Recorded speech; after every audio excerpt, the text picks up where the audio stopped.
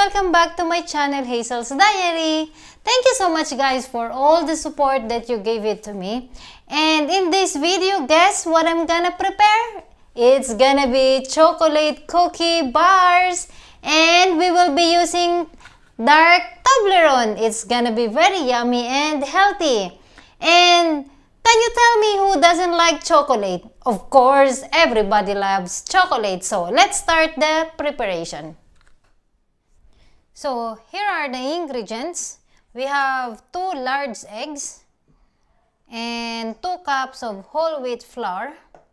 And of course, we have here the 100 grams of Toblerone, the dark one. And we will be needing 2 teaspoons of vanilla syrup and 1 cup of quick oats. And we have 1 teaspoon of baking powder, half teaspoon of salt, and of course have 1 tablespoon of Brewer's yeast. And we have also the 1 cup of rolled oats, half cup of butter unsalted, and 1 tablespoon of flax seeds, and also 1 tablespoon of Fennel Seeds. And of course we have the 1 cup of organic coconut sugar. And because I'm using only the half cup of butter, so we will be adding half cup of virgin olive oil. And this one guys is good for lactating mom. But if you are not lactating, of course you can omit the 3 ingredients, which is the Brewer's yeast, and also the Fennel Seeds, and also the golden flax seeds. And if you want more sweet, you can always add the sugar. So let's start the mixing. First, let's beat the eggs, then the butter. So let's add another half cup.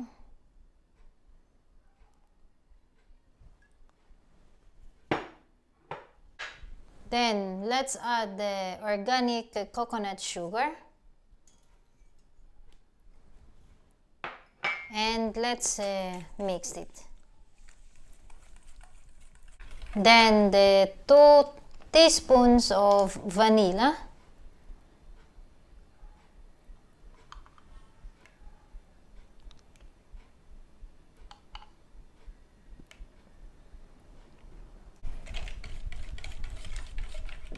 And now let's mix the dry ingredients.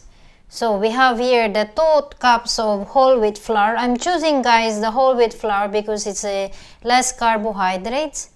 So now let's mix the 1 cup of quick oats.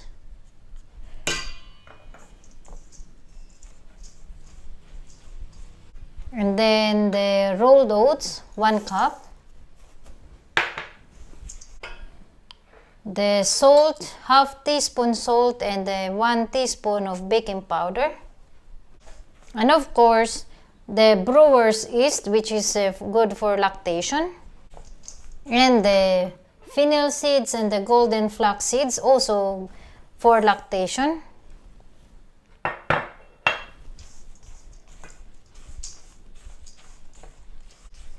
And then, of course, the best ingredient, which is the dark Toblerone. So let's make it only half. Then the remaining half we will put later when the dough is ready.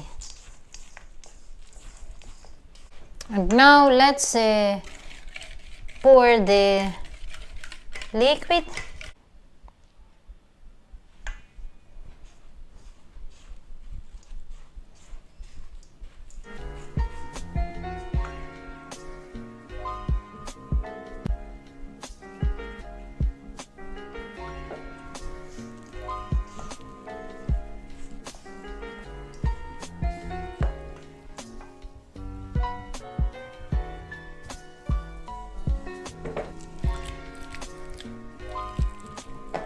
Okay, now it's done, so let's put on the pan.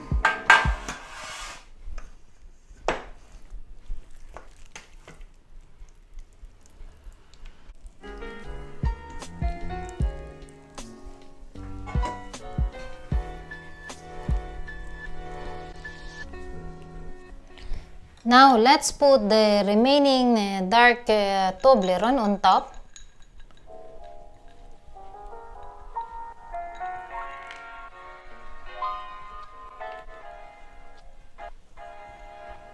And let's push whatever is the chocolate. So we'll stick to the dough. Looks very yummy, guys. Okay, guys, so this is the chocolate cookie bars, and this one is we will bake for 20 to 30 minutes or until the top is a bit golden brown. And so let's bake it. Okay, guys, this is our oatmeal chocolate cookie bar. It's very healthy because I used organic coconut sugar, which is good for diabetic, and dark chocolate, which is also healthy, oatmeal, and seeds, which is the fennel and the flax seeds for lactating, and also the brewer's yeast. Yes, guys, another successful healthy recipe. And please don't forget to like and comment down below if you have any suggestions. And also to subscribe to support my channel, of course. And hit the notification bell button for more updates. And thank you for watching and hope you like it. And see you on my next video. Bye!